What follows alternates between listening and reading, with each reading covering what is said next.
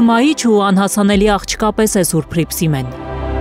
Ջրի ալիքները տարվա մեծ մասը դառնում են նրա շղարշը, որ կարծես ծածկում են դեմքը, թաքցնելով խորհրդավոր հմայքը։ Յուղի գեղեցկուհին եմ, մեր եկեղեցին։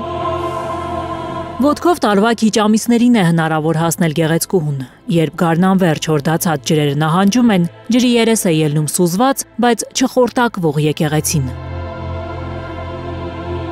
Ինչպես է Տոլորսի քարեղեն զարմանահրաշ սրբավայրը ապրում երկենցաղի պես։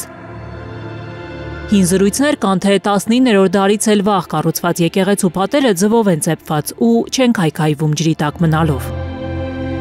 Արևի լույսի ու ստվերի խաղը ընդգծում են միջնադարյան հայկական ճարտարապետության վեհությունն ու հոգևոր ուժը։ Պատմաբանները համոզված են, որ 1861 թվականին ոչ թե եկեղեցին կառուցել են, ինչպես գրված է գրքերում, այլ վերակառուցել։ Եկեղեցու փորագրությունները միջնադարյան են։ 1970-ականներից է ջրերի մեջ Սուրբ Հռիփսիմեն։